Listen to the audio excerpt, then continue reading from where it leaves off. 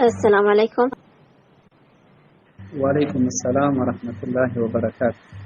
أنا أختكم من فلسطين من غزة، ويعني سامحوني لا أتحدث الفارسية، إذا استطعت أن أتحدث العربية هل أستطيع؟ تفضل أختي، تفضل. إن شاء الله تتكلم باللغة العربية إن شاء الله. تفضل.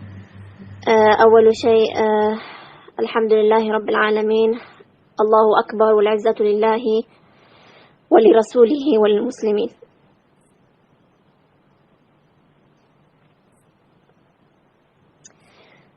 الحمد لله رب العالمين الذي اصطفانا حتى نكون مجاهدين وشهداء للأرض التي بارك الله حولها ولمسرى نبيه صلى الله عليه وسلم.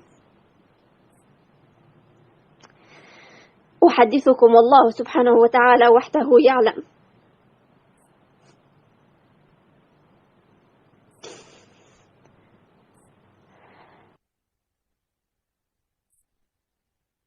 الكريمة إن شاء الله. عليكم. أريد فقط أن أوصل رسالة لأهلي في أفغانستان أننا ننتظر منكم المدد. نحن متروكون لوحدنا في الميدان، المسرى مسراكم، ورسول الله صلى الله عليه وسلم أودعه أمانة عندكم. هذه فلسطين أرض الأنبياء جميعا، كلكم ستسألون عنها وعن أهلها وعن مقدساتها. الله سبحانه وتعالى سيسألكم. كل العالم تكالب علينا، كل العالم خاننا، كل العالم باعنا، كل العالم يحاصرنا ويقتلنا. مدد يا أفغانستان، مدد، نحتاج منكم المدد. دعت حركات المقاومة الإسلامية في فلسطين كافة الأمة الإسلامية أن تخرج بالملايين يوم الجمعة كمدد لله ولرسوله وللأقصى. لا تتركونا وحدنا. تكالب علينا الغربيون، تكالبت علينا أمريكا وألمانيا وفرنسا وبريطانيا وإيطاليا، يعلنون دعمهم للصهاينة الأنجاس، يدفعون لهم بالأسلحة والعتاد والعدة، لكن والله لا نخشاهم، والله لا نخشى في الله لومة لائم، لا نخشى أحدا إلا الله سبحانه وتعالى. لكنهم يجب أن يروا بأننا لسنا وحدنا، وأن أمة الإسلام بها أسود تفدي مسر الرسول صلى الله عليه وسلم. كانوا يدنسون المسر ويسبون نبينا صلى الله عليه وسلم، ويضربون نساءنا في المسجد الأقصى، وينكلون برجالنا. كانوا منتشين، نفخوا البوق ودنسوا حائط البراق، وأعلنوا القدس عاصمة لدولتهم اليهودية. لقد تركتمونا وحدنا حتى وصلنا إلى هذه النقطة. نحن نحمد الله سبحانه وتعالى وفخورون بمجاهدينا، بارك الله بهم وسدد الله رميهم وأعانهم على من ظلمنا. لكنكم يجب أن تساندونا، يجب أن تأتوا لنا بمدد. مدد يا أفغانستان، مدد. هذه ساعة الصفر، إما أن نكون وإما أن لا نكون. لا نستطيع أن نخسر مسر الرسول صلى الله عليه وسلم. كيف سنقابله يوم القيامة؟ كيف سنقابل رسول الله صلى الله عليه وسلم وقد سمحنا لهم أن يدنسوه؟ يحفرون تحت المسجد الأقصى، الله سبحانه وتعالى هو من يرفعه الآن. يريدون أن يهدموا مسر الرسول صلى الله عليه وسلم ويبنوا هيكلهم المزعوم.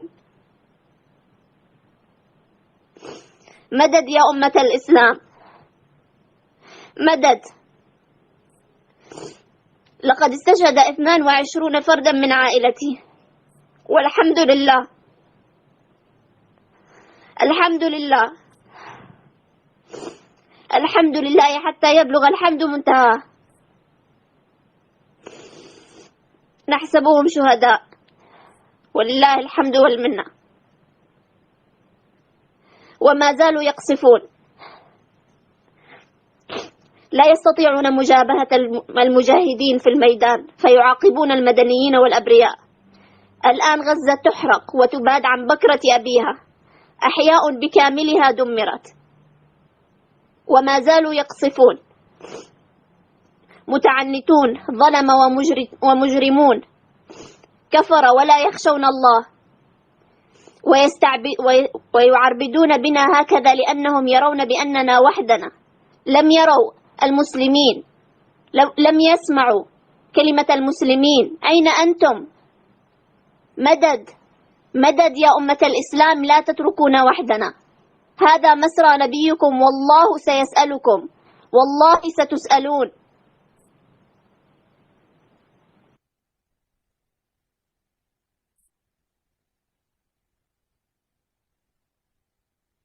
إخوانكم، وإن شاء الله عليكم بالصبر والنصر إن شاء الله قريب، إن شاء الله قريب إن شاء الله. عبدالعزیز صاحب زه خو ولاک خبرې کولی سم، تاسې مهرباني وکړئ عبدالعزیز صاحب. أنا مولاي صاحب ضياء الرحمن خبر زه د خور الله يصبركم على مصيبتكم. صبر وکړه وروره.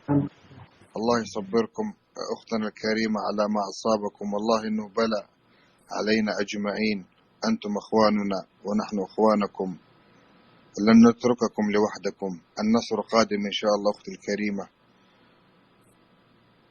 نعم، الغاشم اليهودي الإسرائيلي طغى وتجبر وتكبر على أرض الطاهرة المباركة القدس الشريف. فعلا قدس الشريف جميع الناس تركوها لوحدها للأسف، ما استطاعوا، خذلوا جميعهم، خذلوا للأسف. وهذا أحد الأسباب إنهم تجبروا على أرض الطاهرة وتكبروا وطغوا وأقصفوا وقتلوا الصغيرة والكبيرة. حالتكم فعلا جدا يعني سيئة للأسف أختي الكريمة. يعني ما ندري إيش نقول لكم، لكن ثقوا تماما معاكم نحن قلبا وقالبا. ونحن يعني أيضا نطلب من المجاهدين اللي على أرض فلسطين يقاوموا. الله سبحانه وتعالى سينصرهم، إن تنصروا الله ينصركم ويثبت أقدامكم. هذه الأيام الصعيبة لا تنسي أختي الكريمة إنها أيضا كانت في أفغانستان، ومدة 20 سنة أمريكا طغت وتجبرت على أرض أفغانستان. لكن مع مكافحة المجاهدين وصبرهم وتحملهم على جميع المصائب، الحمد لله وصلوا إلى ما هم يعني كانوا ينتظروا النصر، وانتصروا بإذن الله عز وجل. أيضا نحن نناشد أخواننا المجاهدين هناك إنهم يصبروا ويتكاتفوا. أهم شيء إنهم يتكاتفوا ولا يفترقوا، يجعلوا كلمتهم ورايتهم تحت يعني أمير واحد وشخص واحد.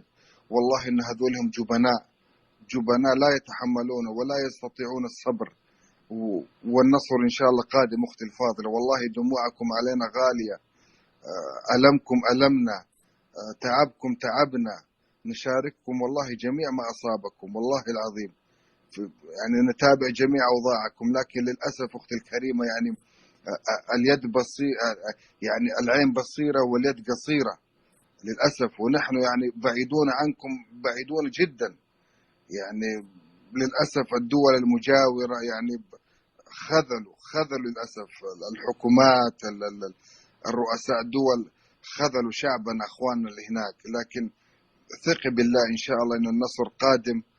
اثبتوا وثابروا وتحملوا، وإن شاء الله النصر قريب بإذن الله أختي الكريمة. واليوم أيضا في أفغانستان يعني صارت مظاهرات في منطقة أو في ولاية اسمها خوست. الآن الشعب الأفغاني نهض وعملوا مظاهرات كبيرة وقوية، والمظاهرات حتستمر.